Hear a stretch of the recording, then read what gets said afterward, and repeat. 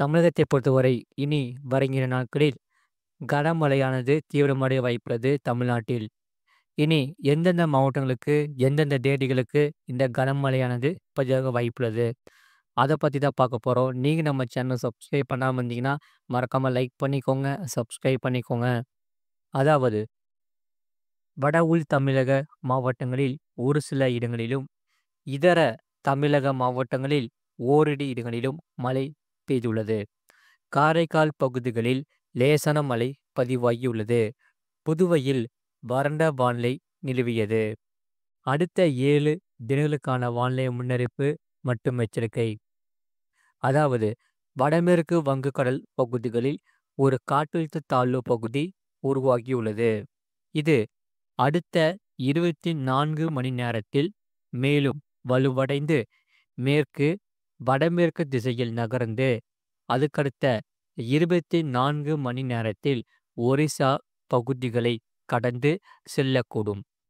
இதில் மேற்கு திசை காற்றின் வேக மாறுபாடு காரணமாகவே வருகிற நாட்களில் தமிழகத்தில் கனமழையானது பதிவாக வாய்ப்புள்ளது.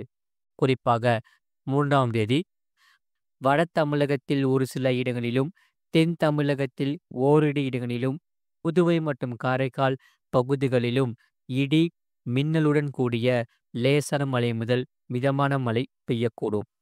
இதில் பலத்த தரைக்காற்று மணிக்கு 40 முதல் 50 கிலோமீட்டர் வேகத்திலும் வீசுவதற்கான வாய்ப்புகள் உண்டு.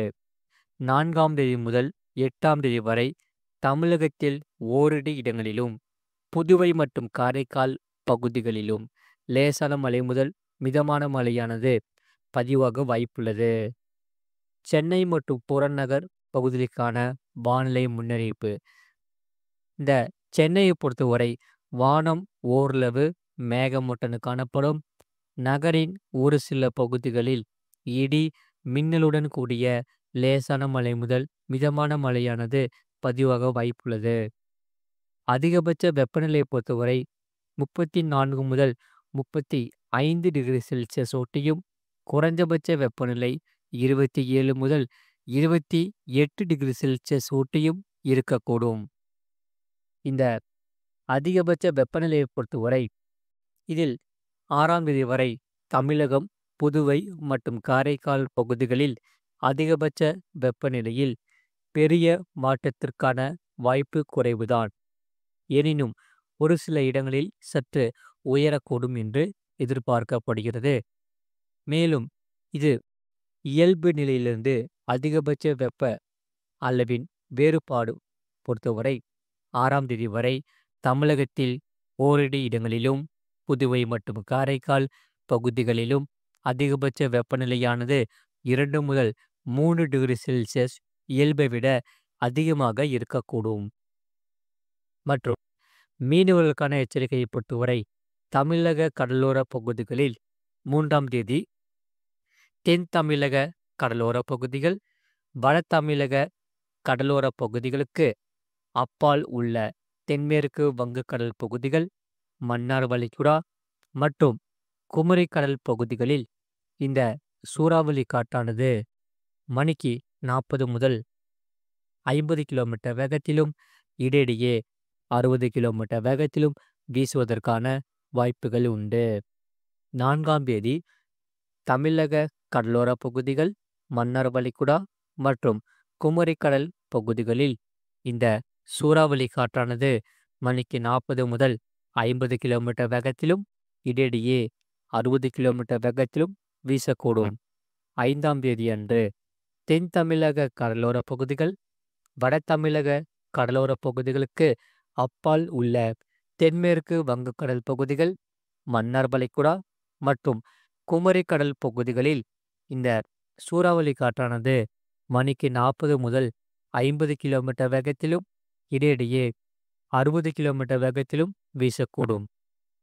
மற்றும் வங்கக்கடல் பகுதிகளில் 3ஆம் தேதி ஆந்திரா, ஒரிசா, மேற்கு வங்காள கடலோர பகுதிகள், தென்மேற்கு வங்கக்கடல் மற்றும் அதனை ஒட்டிய தென்கிழக்கு வங்கக்கடல் பகுதிகள், வடமேற்கு வங்கக்கடல் பகுதிகள் மற்றும் அந்தமான் கடல் பகுதிகளில் இந்த சூறாவளி காற்றானது மணிக்கு 40 முதல் 50 கிலோமீட்டர் வேகத்திலும் இடையிடையே 60 கிலோமீட்டர் வேகத்திலும் வீசுவதற்கான வாய்ப்புகள் உண்டு. 4ஆம் தேதி முதல் 5ஆம் தேதி வரை ஆந்திரா, கடலோர பகுதிகள், மத்திய மேற்கு, தென்மேற்கு மற்றும் அதனை ஒட்டிய தென்கிழக்கு வங்கக்கடல் பகுதிகளில் இந்த சூறாவளி காற்றானது மணிக்கு 40 முதல் 50 கிலோமீட்டர் வேகத்திலும் இடையிடையே 60 கிலோமீட்டர் வேகத்திலும் வீசுவதற்கான வாய்ப்புகள் உண்டு.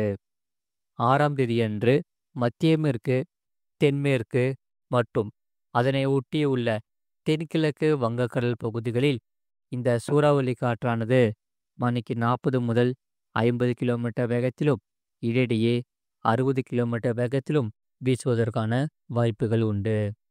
அதே சமயம் அரபிக்கடல் பகுதிகளில் 3ஆம் தேதி மத்திய மேற்கு, அதனை ஒட்டிய தென்மேற்கு அரபிக்கடல் பகுதிகள், மத்திய கிழக்கு பகுதிகளில் இந்த சூறாவளி காற்றானது மணிக்கு 45 முதல் 55 கிலோமீட்டர் வேகத்திலும் இடையிடையே 65 கிலோமீட்டர் வேகத்திலும் வீசக்கூடும்.